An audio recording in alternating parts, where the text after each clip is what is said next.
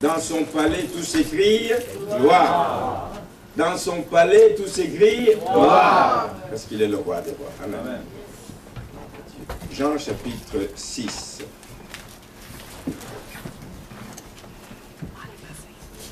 On va lire les 13 premiers versets. Jean chapitre 6.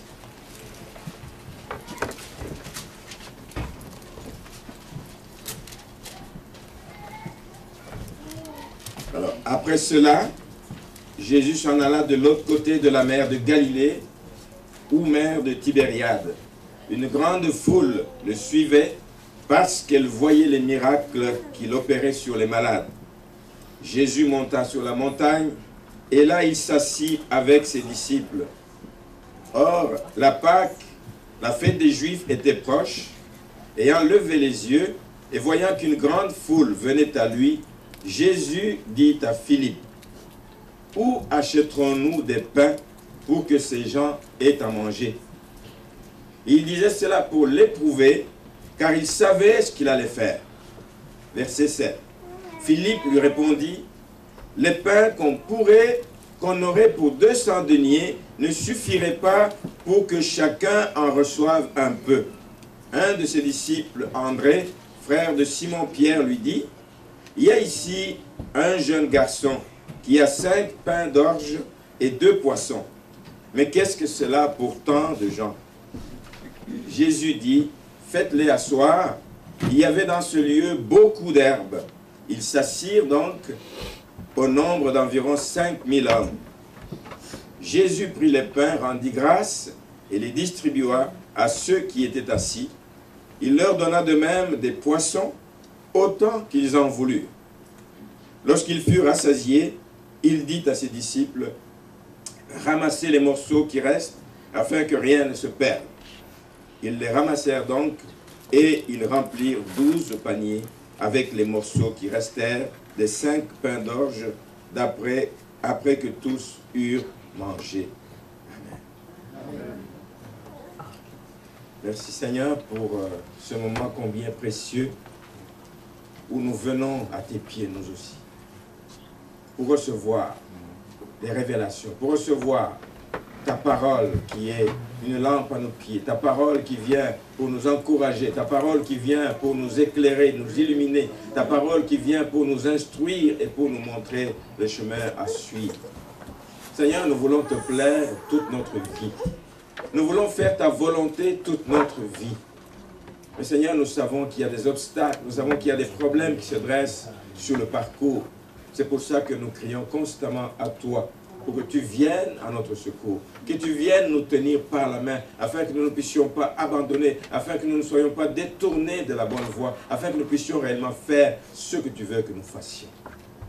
Merci Seigneur pour ce moment de la parole. Laisse que le Saint-Esprit nous fasse du bien, nous instruise réellement, nous ouvre les yeux, que nous puissions saisir la hauteur, la profondeur de ton amour au travers de cette parole, mais aussi la vérité profonde qui est dedans pour nous aider à faire ta joie et ton bonheur. Nous sommes là pour ça, Seigneur. Bénis donc ces instants au nom de Jésus-Christ. Sers-toi de ma bouche, Seigneur, et laisse que les cœurs que tu as préparés pour recevoir cette parole la reçoivent et que cette parole tombe dans une bonne terre. Qu'elle porte des fruits et des fruits pour l'éternité. Au nom de Jésus. Amen. Amen. Bonsoir.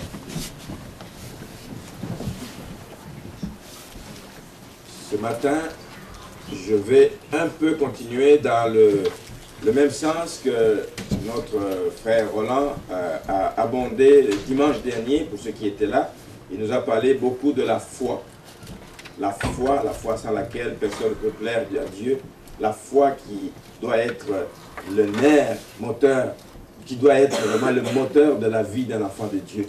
Une vie sans foi est une vie qui ne plaît pas à Dieu. Amen. Il nous a longuement parlé sur la foi et sur la nécessité de vivre par la foi.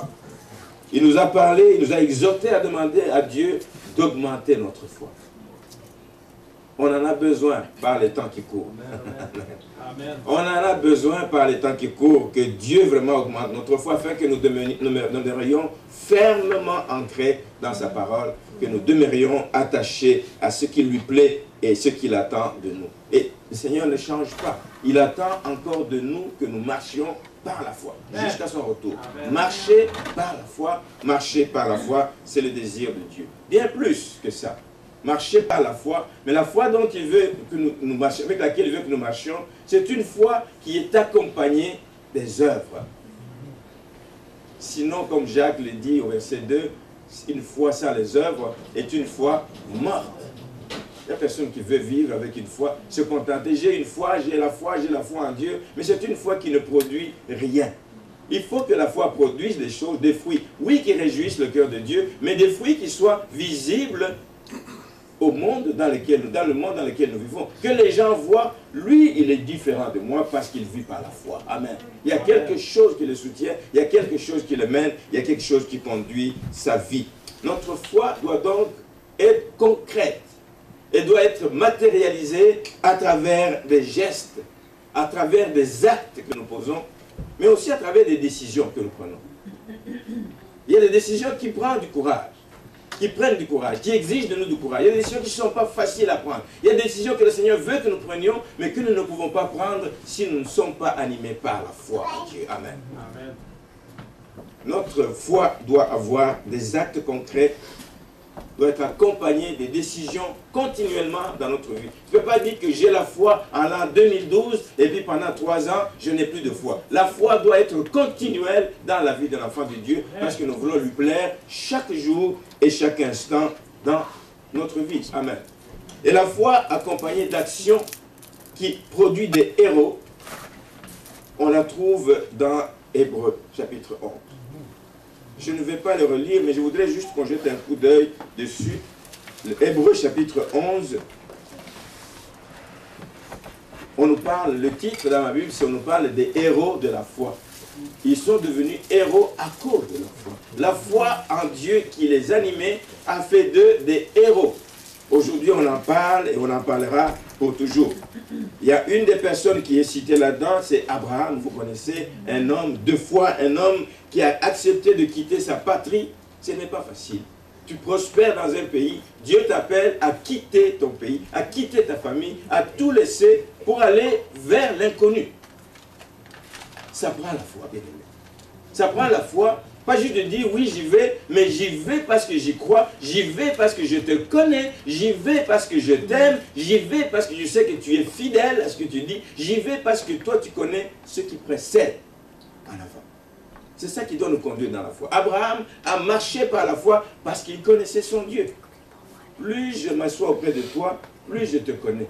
Plus je te connais, plus je vais t'aimer. Plus je vais t'aimer, plus je vais obéir à ta voix, disait ce chant. Abraham marchait par la foi. Il est devenu ami de Dieu. Au point que Dieu disait dans Genèse chapitre 18, verset 17, quand il allait détruire Sodome et Gomorrhe, cacherai-je à Abraham ce que je vais faire?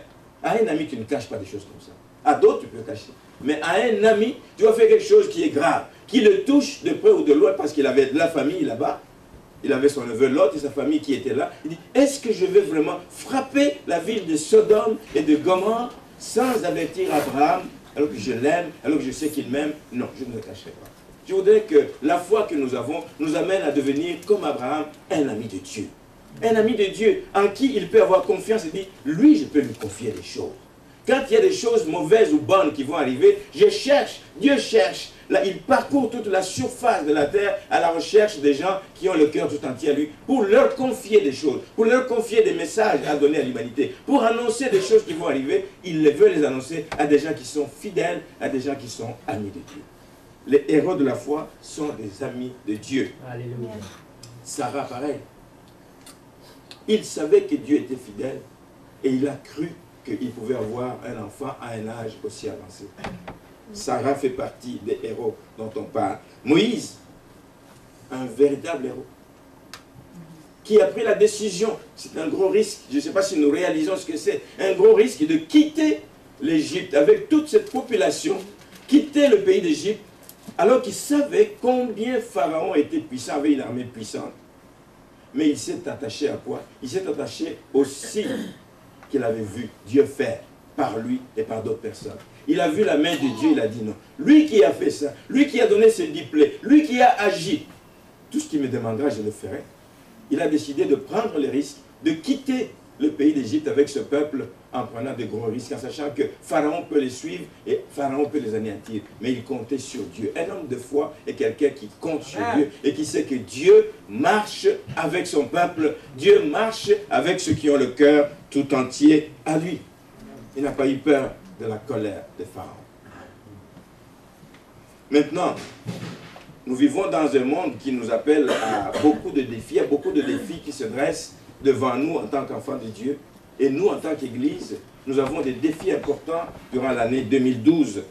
Et je voudrais ce matin exhorter l'Église justement à marcher par la foi, à compter sur Dieu dans toutes les circonstances, à marcher pas selon les calculs humains.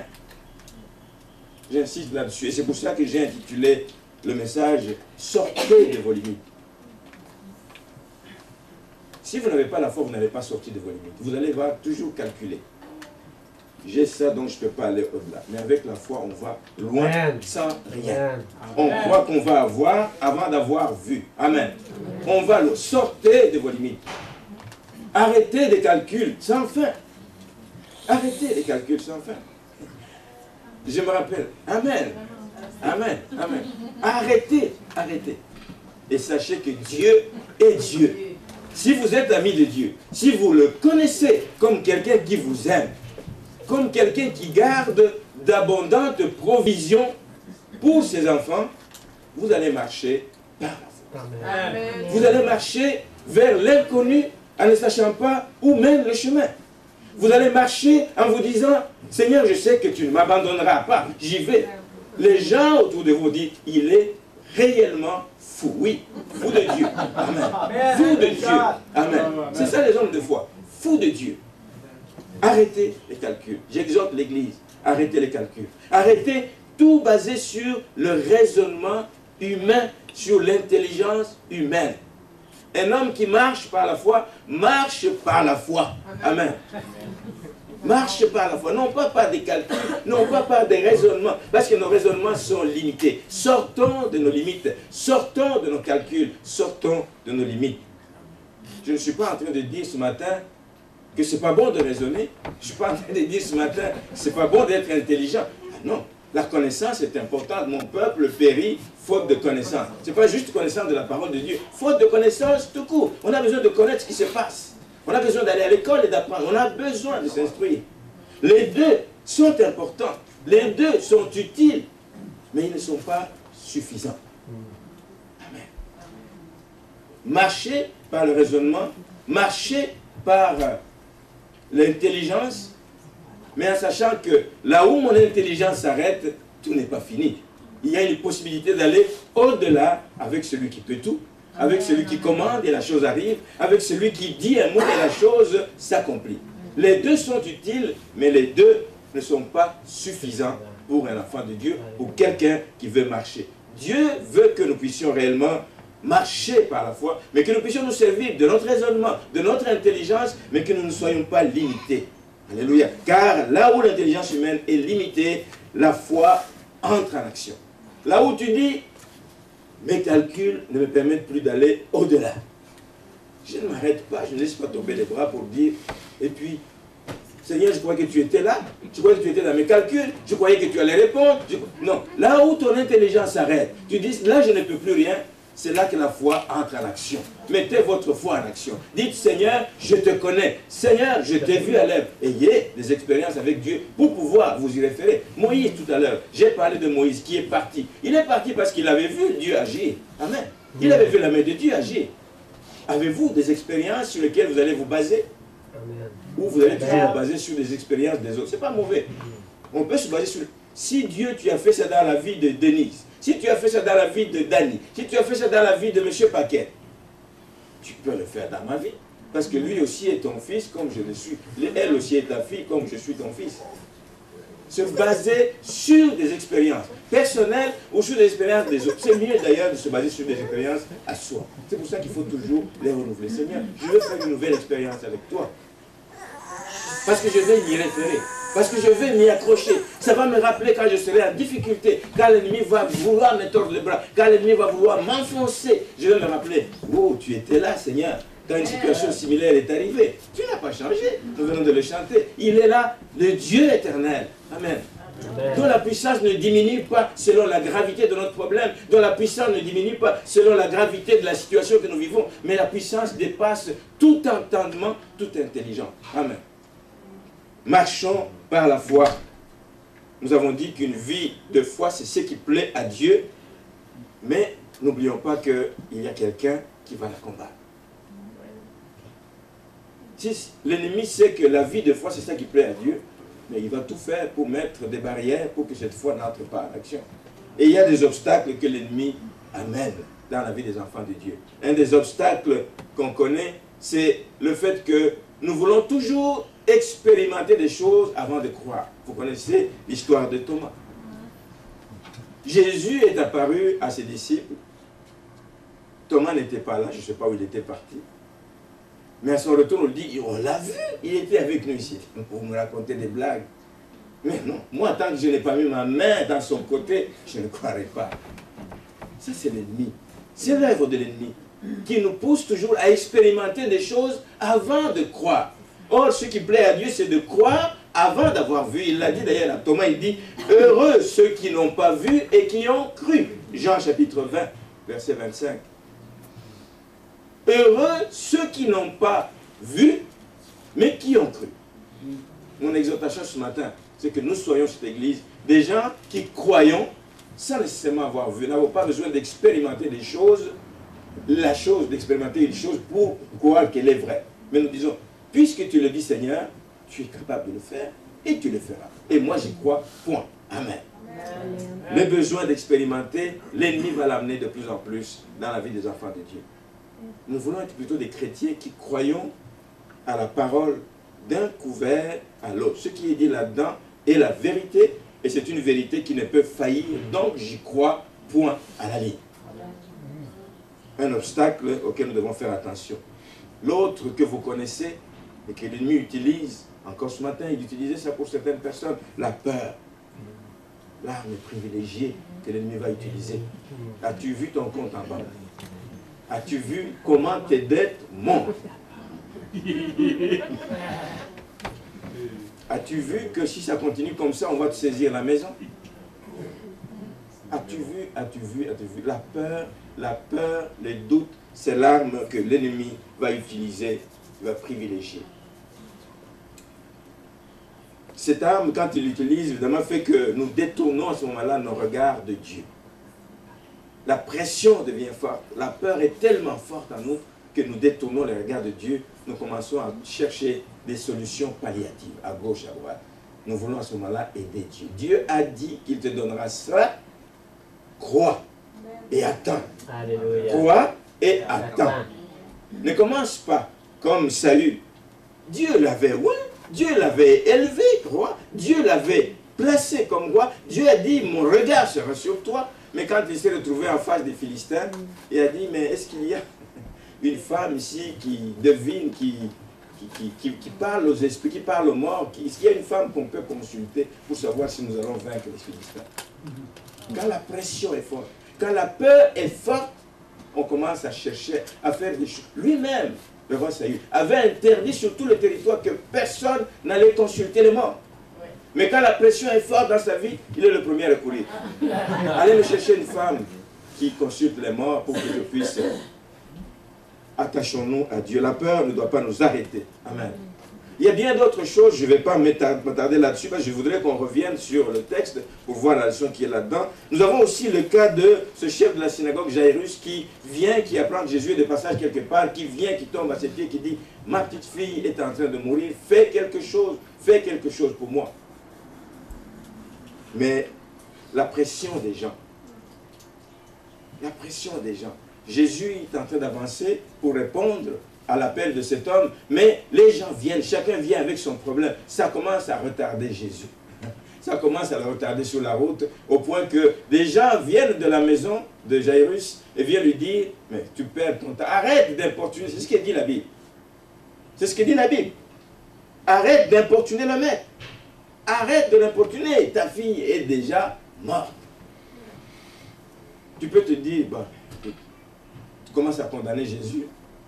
c'est parce que tu n'es pas venu vite à mon secours que ma fille est morte. Tu t'es arrêté pour prier pour cette femme à la perte de sang pendant 12 ans. C'est important. Dieu connaît toutes choses. Même quand on a demandé de venir prier pour son ami Lazare, il a pris du temps, il a pris 3 jours. Mais 3 jours, qu'est-ce que c'est devant Dieu? Amen. Qu'est-ce que c'est devant Dieu? Jairus a cru. Voici un homme de foi qui n'a pas arrêté sa foi à cause des obstacles. Les obstacles, c'est tout ce qu'on vous raconte. On vient vous raconter des choses. Non, non, mais toi, tu crois encore en Dieu. Regarde ce qui arrive. Ta maison s'est écroulée. Il n'y a plus rien à faire. Ta fille est déjà morte. Il n'y a plus rien à faire. Arrête de l'importuner. Rentre à la maison, fais ton deuil. Lui, il a continué à croire. Et quand Jésus est arrivé, sa fille était ressuscitée. Amen. Dimanche dernier, on nous a parlé de Caleb, un homme d'une nature tout à fait spéciale. Un homme qui a cru contre toute attente. Lui et son ami Josué, qui ont marché réellement par la foi. Il dit, Seigneur a dit qu'il nous donnera un pays où coule le lait et le miel. Nous l'avons vu de nos yeux. Et nous croyons que nous irons. Nous allons traverser, nous allons prendre le pays qu'il nous a donné. Et Caleb y a cru. Il y a cru jusqu'à l'âge de 85 ans, quand on lui a fait la promesse. À 85 ans, il dit, donne-moi encore cette montagne.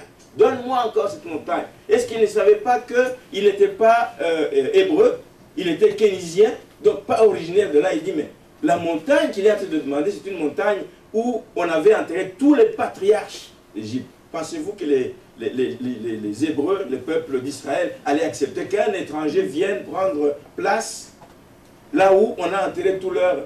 Il a cru. Malgré son âge, malgré ses origines, il a cru contre toutes sortes de menaces que l'ennemi peut mettre dans sa vie.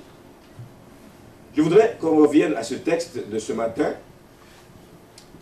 Le texte que nous avons lu dans Jean, c'est un texte qui se situe à une période qui était trouble dans la vie d'Israël, une période d'incrédulité où justement Jésus est en train de vouloir asseoir son ministère.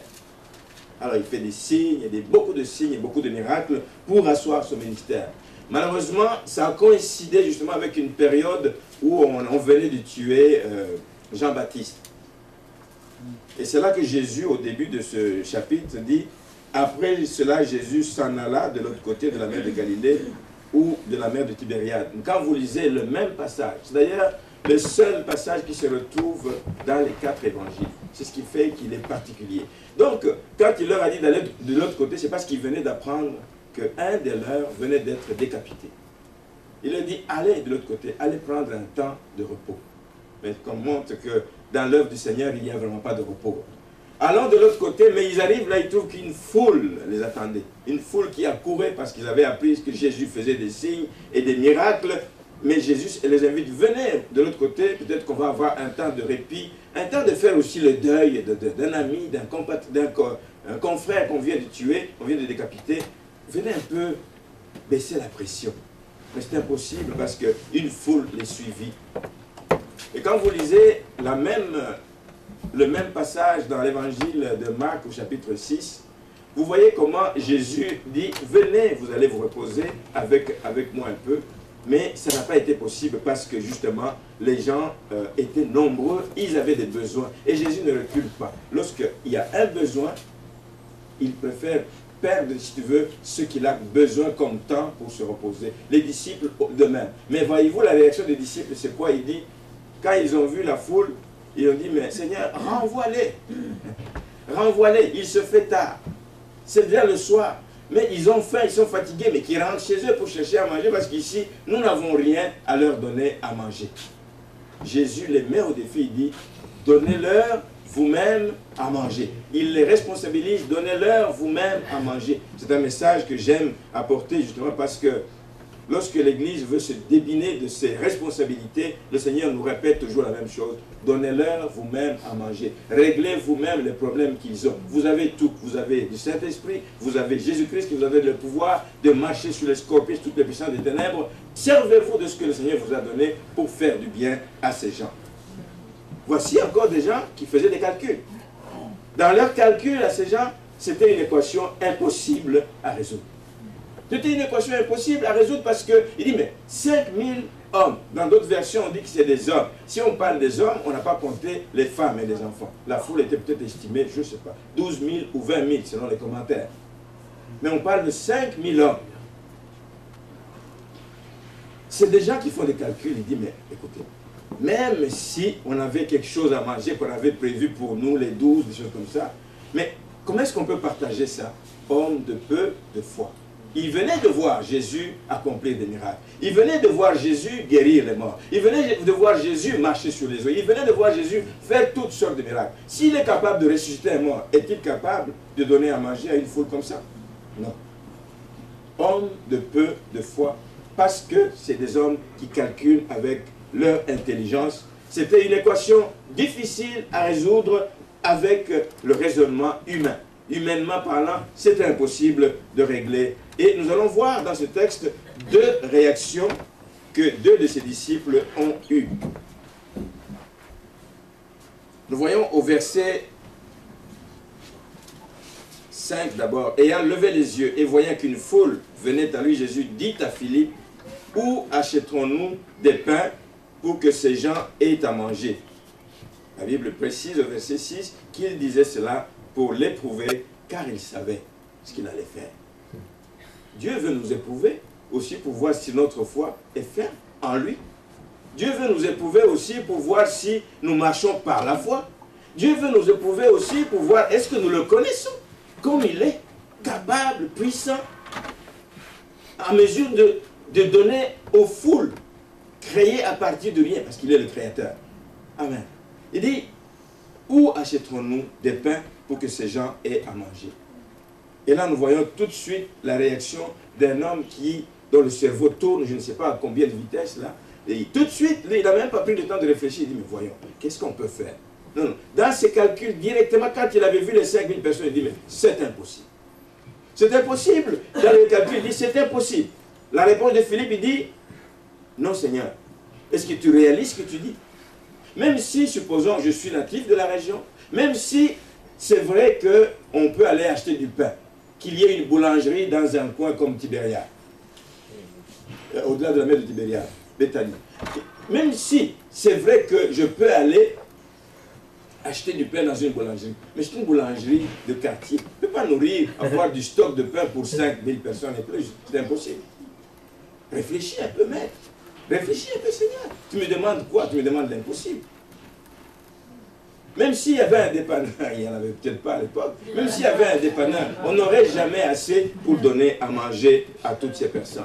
Et là, il a fait des calculs. Il le dit. Il dit, mais les pains qu'on aurait pour 200 deniers. Alors, dans les commentaires, on dit que 200 deniers, le salaire d'un ouvrier à l'époque correspondait à 1 denier par jour.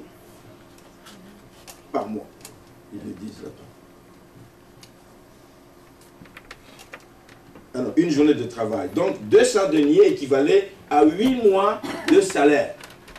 Donc, même si on prenait le salaire d'une personne de 8 mois, on n'aurait pas assez pour nourrir ces personnes. Donc, il est en train de montrer au Seigneur l'impossibilité mathématique de régler le problème que le Seigneur est en train de mettre devant eux. Donc, même avec l'équivalent de 200 deniers, on ne peut rien faire. Mais il oublie qu'il est devant celui qui a accompli des miracles. Il oublie qu'il est devant celui qui a ressuscité des morts. Il oublie qu'il est devant celui qui a marché sur les eaux. Il oublie qu'il est devant celui qui, quand il croisait une femme qui allait enterrer son fils, juste en touchant de sa main sur le cercueil de l'enfant, l'enfant est ressuscité. Il oublie toutes ces choses parce qu'il fait un raisonnement humain. Il ne sort pas de son raisonnement, il ne sort pas de son intelligence pour dire, mais Seigneur, tu es capable, tu es tout puissant. Il leur a enseigné des choses. Il a voulu asseoir son ministère pour que même ses disciples voient que, mais oui, je suis capable, je suis le Fils de Dieu. Je ne suis pas juste un envoyé n'importe comment, mais je suis le Fils de Dieu. Tout pouvoir est entre mes mains. Le Seigneur l'a fait pour eux, pour qu'ils puissent le savoir, mais ils n'ont pas compris. Philippe, en tout cas, n'a pas compris. Sa foi a été confrontée à un obstacle de taille qui est le raisonnement humain. Donc, même si on avait des choses, des possibilités d'avoir du pain, ça serait vraiment impossible. Et je me suis dit, mais est-ce que nous vivons des temps qui ressemblent à des temps comme ceux-là? Est-ce qu'aujourd'hui, dans l'Église, on a des personnes qui ressemblent à Philippe? Beaucoup. Beaucoup de gens dans l'Église du Seigneur qui comptent sur leur propre force, qui comptent sur leurs propres ressources, qui oublient que Dieu garde des provisions en abondance pour ceux qui ont le cœur tout entier. Bien aimé, allons puiser là-dedans. C'est ce que tu disais ici dimanche dernier. C'est comme un panier que le Seigneur met devant vous. Il dit, j'ai des cadeaux pour vous. Allez puiser là-dedans. Mais l'ignorance, l'incrédulité fait qu'on n'y croit pas. Il dit, mais moi aussi, j'ai le droit d'aller puiser là-dedans. Mais oui, parce qu'il a payé le prix pour toi, il t'a racheté. Tu fais partie de sa famille. Il y a encore dans l'église aujourd'hui des personnes qui comptent seulement sur leurs propres ressources. Qui se disent, ben, est-ce que Dieu vraiment a des provisions à l'infini? Eh oui, à l'infini. Non seulement pour le Québec, mais pour le monde entier. Pour ceux qui croient en lui. Pour ceux qui croient en sa provision. Pour ceux qui croient en sa capacité d'agir et de créer à partir de néant. Alors, le genre de chrétiens qui sont encore limités par ce genre de choses, c'est des chrétiens qui éloignent la main de Dieu dans leur vie. C'est des chrétiens qui éloignent le regard de Dieu sur leur vie. C'est des chrétiens qui éloignent la bénédiction de Dieu à cause de leur incrédulité. Qu'est-ce qu'ils ont aussi de particulier, ce genre de chrétiens, dans l'Église aujourd'hui? Ça va être des chrétiens qui, lorsqu'ils se tiennent avec les gens du monde, dans les échanges, il y a des situations difficiles qui arrivent, etc. Un enfant de Dieu doit dire ce que dit la parole de Dieu. Même si c'est difficile à croire, c'est ce que tu vas dire aux gens du monde. Dis, mais la parole de Dieu me dit ça, la parole m'enseigne ça, donc moi j'y crois que c'est vrai. Amen. Dieu tient le monde entier à ses mains, oui, ça veut dire que moi je suis entre ses mains. Donc je peux compter sur lui, oui, je compte sur lui. Mais le chrétien qui vit une vie d'incrédulité, il va avoir des positions que l'on appelle raisonnables. Même les gens du monde, ils disent, mais lui, il est raisonnable. Quand je discute avec lui, on se comprend. Mais quand je discute avec telle autre personne, il est carré, il est catégorique. Oui, nous devons être carré, catégorique, quand cela est conforme à ce que nous dit la parole de Dieu. Amen. Bien aimé, un enfant de Dieu que le monde commence à qualifier, lui, il est raisonnable. C'est facile de s'asseoir avec lui, c'est facile de parler des choses de Dieu avec lui. Si tu fais partie de ces gens-là, attention, tu es sur une pente glissante. Ressaisis-toi, reviens à Dieu, Seigneur. Je crois en toi, je crois en ta provision, je crois en ta parole, je crois que ce que tu dis est vrai et s'accomplira à coup sûr. Je ne peux pas commencer à être raisonnable pour plaire aux gens. On l'a dit et on le sait de le dire. En tout cas, des responsabilités pèsent sur nous, bien-aimés. Sur nous, chrétiens, sur nous, serviteurs de Dieu, dans tous les aspects de notre vie. Notre rôle, c'est de ne pas amadouer les gens, ce n'est pas de plaire les gens. Notre rôle, ce n'est pas de leur dire ce qu'ils ont besoin d'entendre, mais ils ont besoin d'entendre ce que dit la parole de Dieu. Même si ce n'est pas raisonnable, c'est ça que je dois dire. Les chrétiens, le temps présent, il y en a aussi que le monde trouve raisonnable. Le monde les trouve raisonnables. Faites attention, examinez-vous. Si chaque fois que vous asseyez avec les gens du monde, qui ne remettent pas en question tout ce que vous leur dites, les conversations, les positions que vous prenez, ça va. Ça vient me rejoindre. Non, non, c'est pas ça qui doit te rejoindre. C'est la parole de Dieu qui doit te rejoindre. Même si elle est difficile à un moment donné, il faut que tu l'acceptes parce qu'elle viendra faire des changements en toi. Amen. Des gens comme Philippe, il y en a aujourd'hui dans le monde, il y en a aujourd'hui dans l'Église, et nous devons éviter cela. Le Seigneur nous appelle à marcher par la foi. C'est une vie de foi qui lui plaît. La foi, c'est de faire des choses, même quand ça ne nous plaît pas, c'est de faire des choses de la manière qui ne nous convient pas, c'est de faire des choses comme le Seigneur le demande de le faire. Amen. Mais par contre, nous voyons l'autre réponse d'André. Philippe, lui, il s'est arrêté là. Il dit, mais Seigneur, réfléchis un peu. Réfléchis un peu à ce que tu nous demandes. C'est impossible. Mais André, une autre personne, mais je ne dis pas qu'André n'a pas vu, comme Philippe a vu. André a vu la même réalité. Il dit, mais nous n'avons rien. Nous n'avons rien, mais il y a 5000 personnes et plus, nous n'avons rien. Mais lui, il dit, mais d'accord, nous n'avons rien, mais nous avons le Seigneur avec nous. Amen. Nous avons le maître des temps et des circonstances avec nous. Nous avons celui qui peut tout avec nous. Il a vu aussi que humainement parlant, c'était impossible. André n'a pas vu d'autre chose que Philippe n'a pas vu. Humainement parlant, il a vu la même réalité. Même vous aujourd'hui, si vous trouviez devant cette foule, vous diriez, non, non, mais On n'a rien pour nourrir ces gens. Voici la réalité humaine. Mais André est allé de l'autre côté. Il est allé au-delà plutôt. Il est allé au-delà. À la différence de Philippe, il s'est souvenu. Et il a voulu obéir à Jésus. Quand vous lisez dans Marc 6, c'est plus explicite. Dans Marc 6, verset 33, on va lire ça. C'est juste un verset, vous allez voir. Marc 6, verset 33.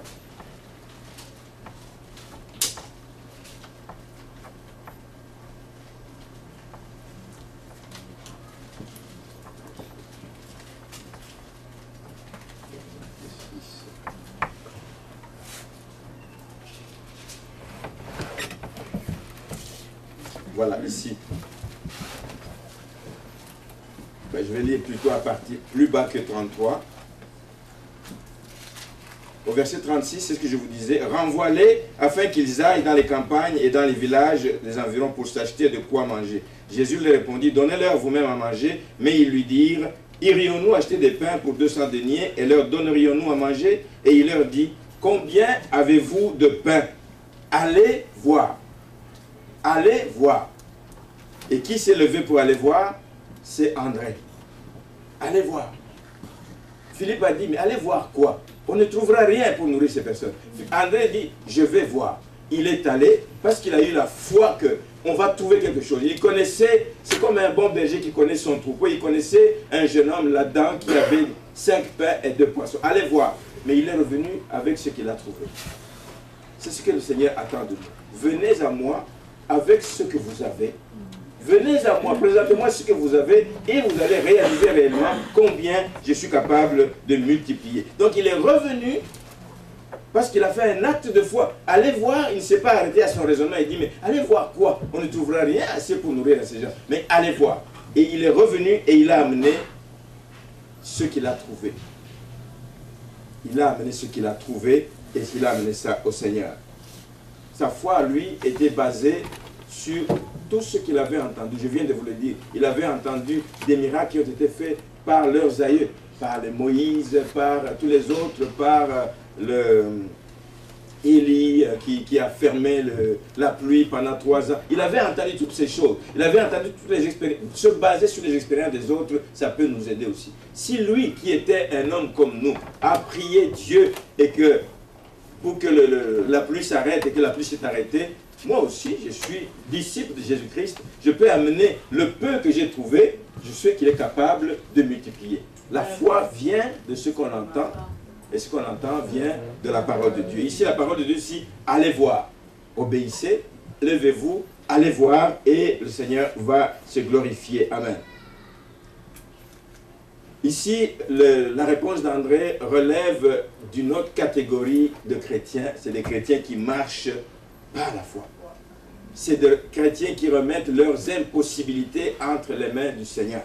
Ce qui est impossible à mes yeux, ce qui est impossible à mon intelligence, je le remets entre les mains du Seigneur. C'est des chrétiens qui voient des choses différemment, qui ne se limitent pas à ce qu'ils voient avec leurs yeux, mais qui voient avec les yeux du cœur et disent, mais j'ai en face de moi celui qui peut tout, celui qui est capable de grandes choses. C'est ceux qui marchent dans les dimensions de Dieu, ceux qui voient au-delà des yeux humains.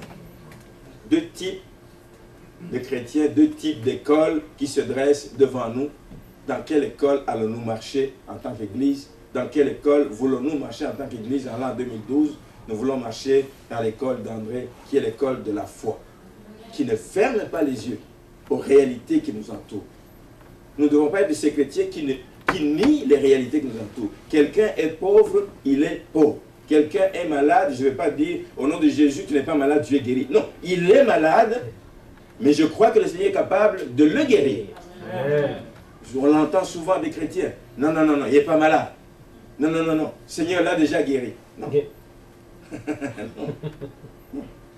L'école d'André, c'est de voir les choses avec les yeux humains. Nous les voyons. La réalité, elle est devant nous. On ne peut pas se cacher cette réalité. Elle est là, elle est réelle. Une personne est malade. Une personne est dans le manque. Une personne est en train de couler. Comme disait Mamadou Karambiri, tu es frère. Tu es frère. Tu vois quelqu'un qui crie au secours. Tu dis, frère, tiens bon. Tiens bon. Il est en train de se noyer. Il est en train de couler. Tiens, tiens quoi? Va tenir sur l'eau? Va tenir où? Il a besoin d'une main que tu lui tends pour que tu puisses le sortir de là. Alors, nous ne voulons pas de ces chrétiens qui disent, tiens bon, crois, le Seigneur va t'aider, crois, le Seigneur. Nous avons des actes à faire. Nous croyons que Dieu est capable de faire, mais Dieu nous demande de manifester notre foi à travers des gestes, des actes et des décisions. Quelqu'un qui est en train de couler, tu peux aller t'enfermer 24 heures dans ta chambre, il va mourir. Il est en train de couler dans l'eau. Ce que tu devrais faire, c'est aller le secourir. Voici ma main, sors de là. Quelqu'un n'a pas à manger, il te le dit, parce qu'il a confiance que tu es son frère, que tu es sa soeur. Tu dis, frère, le Seigneur connaît toutes choses. Oui, il connaît toutes choses. Oui, le Seigneur t'aime, mais le Seigneur t'a mis sur mon chemin pour que tu puisses peut-être venir à mon secours. Mais tu fermes tes oreilles. L'école d'André, c'est de voir la réalité en face, de savoir que si même moi-même, je ne peux pas intervenir dans cette situation, je m'engage à prier pour toi. Je m'engage à aller chercher du secours. Quelqu'un qui est en train de couler, si moi je ne sais pas nager, j'ai bien beau être frère, j'ai bien beau être gentil, j'ai bien beau vouloir l'aider. Si je me jette à l'eau, c'est à deux que nous allons couler. Voici la réalité que nous devons voir comme enfants de Dieu. Ce n'est pas dire au nom de Jésus-Christ, je vais entrer là-dedans et tu vas sortir. Non, vous allez couler tous les deux. C'est d'aller chercher quelqu'un d'autre qui peut t'aider. Amen. Pas dire, frère, tiens bon. Non, je cours pour aller chercher qui va t'aider, qui va venir te sauver. Amen. Voici l'école d'André. C'est voir les réalités d'en face, poser des gestes, poser des actes. Mais là où ça nous dépasse complètement, nous ne pouvons que crier à Dieu. En sachant qu'il a des oreilles pour entendre. Amen. Sa main n'est pas courte pour nous atteindre là où nous sommes. Même au fond de l'eau, tu vois le frère, tu pleures, dis, malheureusement, je ne peux pas t'aider. J'ai cherché du secours autour, je ne trouve pas. Seigneur, viens au secours. Seigneur, viens au secours. Un miracle peut arriver, bien-aimé. Un miracle peut se produire. Ne vous posez pas la question d'où il viendra, mais un miracle peut se produire. Un tronc d'arbre peut venir de je ne sais pas où, il va s'accrocher dessus et il va être sauvé. Amen. Amen. Amen. La foi qui soulève les montagnes, c'est celle-là. Mais elle prend des actes. Je voudrais juste insister là-dessus ce matin, que nous voulons être des chrétiens qui croyons à la toute-puissance de Dieu, mais que Dieu se sert de nous, qui se servent de nous. Acceptons que Dieu se serve de nous pour faire des choses dans ce monde. Il a besoin des personnes sur qui compter. Il a besoin des gens sur qui il dit, j'ai déposé un cœur généreux dans le cœur d'une personne. Je lui ai donné, c'est lui qui t'a créé. Il t'a donné un cœur généreux. Il t'a donné un cœur de compassion. Il t'a donné un cœur pour prier pour lui. Il t'a donné un cœur pour aller visiter les malades. Dieu compte sur ces personnes. Dieu compte sur ces personnes. En attendant son retour, il compte sur ces personnes. Le monde est dans les troubles, souvent parce que les chrétiens ne font pas leur part. La foi que Dieu attend de nous, oui, c'est celle qui croit que il aime, il agit, il ouvre les portes, il fait des miracles, des prodiges, mais il y a des choses qu'il veut faire au travers des humains que nous sommes. Alors puissions-nous nous disposer réellement pour une année bénie, que nous puissions nous remettre à Dieu en toutes choses, que nous puissions commencer à regarder les choses différemment. Ne pas fermer les yeux aux réalités, aux vrais problèmes qui sont devant nous. J'ai vu en Afrique, surtout, je ne sais pas si c'est vrai ici au Canada, au Québec, beaucoup de jeunes qui décident, c'était la mode à un moment donné, malheureusement, c'était la mode à un moment donné, il fallait devenir serviteur de Dieu. Il étudie, il lâche, dit, Dieu m'a parlé de lâcher les études et d'aller faire des études bibliques pour devenir pasteur ou d'ouvrir une église. C'est devenu la mode. Il dit, mais frère, est-ce que réellement Dieu t'a parlé? Il dit, oui, j'ai entendu la voix de Dieu. Comment veux-tu aller prouver que Dieu ne lui a pas parlé? Mais tu le verras au résultat, tu le verras au fruit. Ce qui n'est pas de Dieu va montrer les fruits qui ne sont pas de Dieu. Tu le verras au fruit. Mais entre-temps, ce sera peut-être trop tard. Il a manqué le bateau, etc. L'école où il allait, tout. C'est fini, on ne veut plus l'accepter parce que l'âge est avancé, parce que ci, parce que ça. Et il commence à regretter par la suite, il dit, ah, si je savais. Oui, mais est-ce que tu as écouté Dieu? Il ne faut pas se précipiter, dire, écoute, Dieu a besoin d'ouvriers, donc je laisse tout.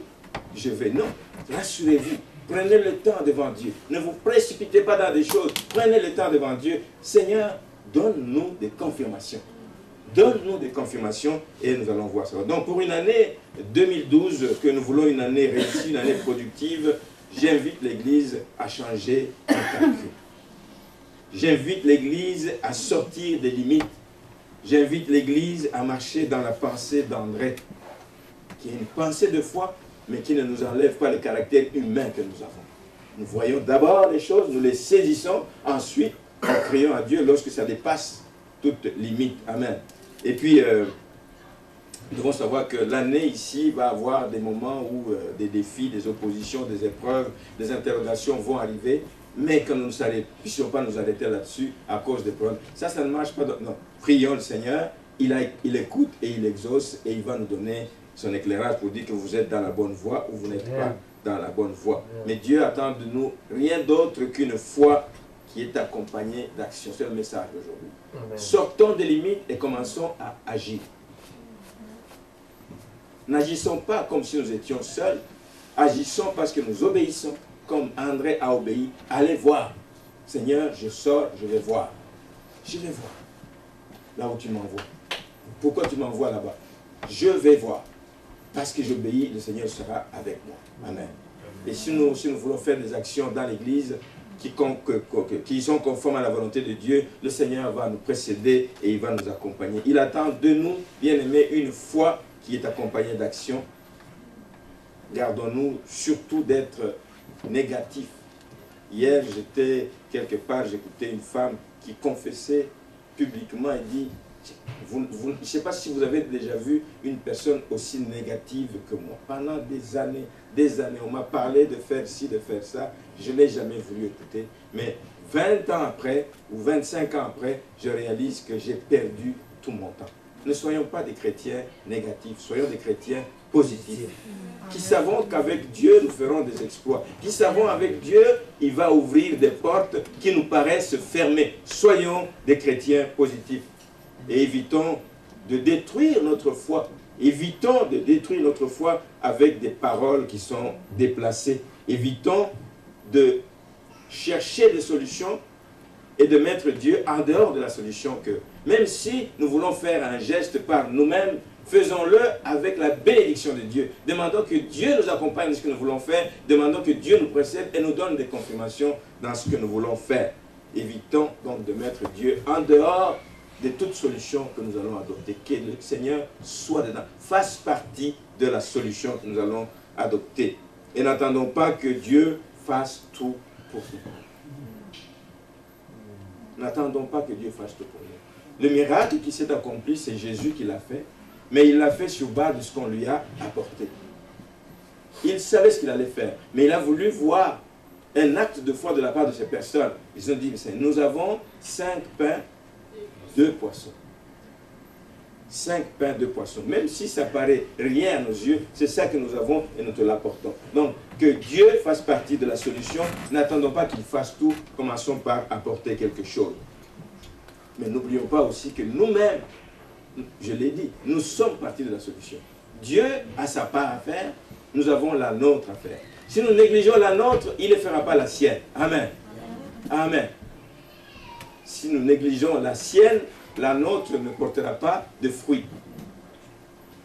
Dieu a sa part, nous avons notre part et marchons donc ensemble dans cette voie. Amen. Alors, comme vous le voyez dans ce texte, et c'est là-dessus que je termine, quand Jésus, dans Jean, chapitre 6, quand Jésus a eu les pains, il rendit grâce. Au verset 11, Jésus prit les pains, rendit grâce et les distribua à ceux qui étaient assis. Il leur donna de même des poissons autant qu'ils en voulurent. Moi, ça m'a parlé ici sur un aspect, dit que si nous le prenons au mot, c'est Jésus qui a distribué. Pensez-vous qu'il a distribué aux 5000 personnes ou aux 10 000 personnes? Non. Il a rompu le pain, il a béni le Seigneur, il a donné à ses disciples pour que eux distribuent. Pensez-vous qu'il a multiplié au nombre exact? Non, parce qu'on nous dit qu'il y a 12 paniers qui sont restés. Ça veut dire que, moi je pense, et les commentaires semblent dire la même chose, que quand Jésus a donné le pain, il a transféré le pouvoir entre les mains de ces gens.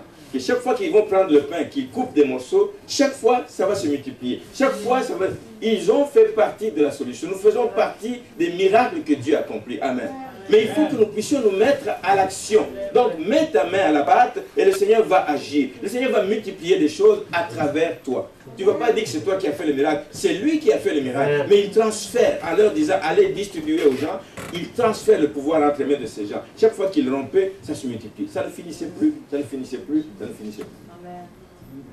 Nous voulons faire partie de la solution. Dieu a besoin de nos bras. Dans l'église, Dieu a besoin de nos bras.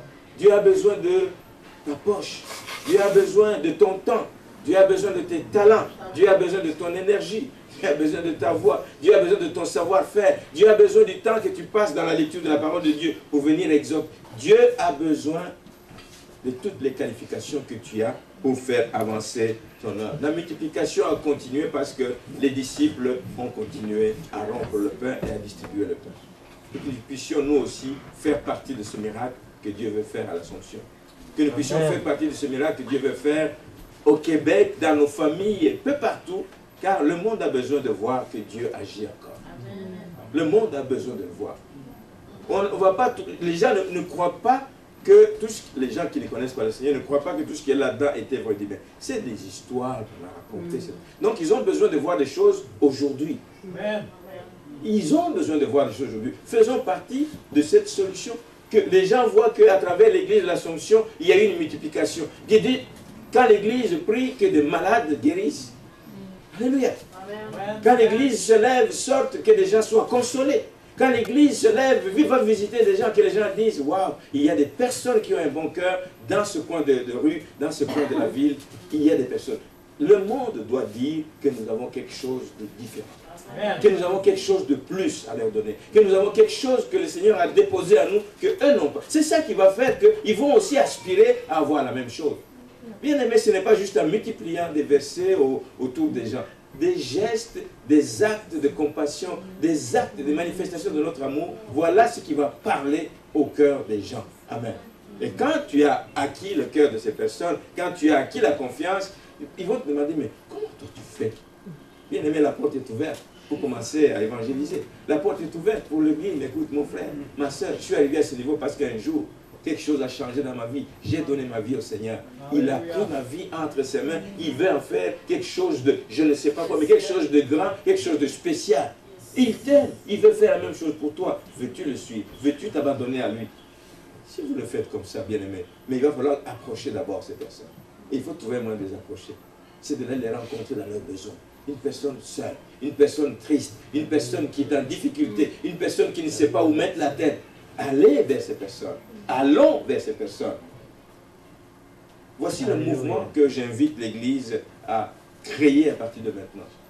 Créer un mouvement qui nous amène vers d'autres personnes, vers des païens. Moi je dis, je ne connais peut-être pas beaucoup de gens, mais si vous en connaissez, vous ne savez pas comment le faire, dites-le moi, je vais vous accompagner. Amen. Je vais vous accompagner, je vais me disponibiliser. Je ne suis pas le seul, il y a d'autres personnes qui veulent le faire. Mais vous avez quelqu'un qu'on veut aller visiter, dites-le. L'église va s'arranger, on va aller visiter, on va aller faire du bien à cette personne. C'est l'appel, c'est la mission que le Seigneur nous a donnée. C'est des portes que le Seigneur va ouvrir par lesquelles nous allons pouvoir évangéliser. Amen. Mais il faut que nous ayons la foi. Il faut que nous ayons la foi. Que quand nous allons mettre cette action en mouvement, ça va porter des fruits et des fruits qui réjouissent le cœur de Dieu. Amen. Inclinons-nous dans la prière. Seigneur, à travers ce message, nous comprenons que tu as besoin de pas seulement de nos habiletés, Seigneur, mais le plus dont tu as besoin, c'est de notre disponibilité, Seigneur. Et ce matin, nous voulons te dire que nous sommes disponibles pour toi. Nous sommes disponibles pour l'œuvre à laquelle tu nous as appelés.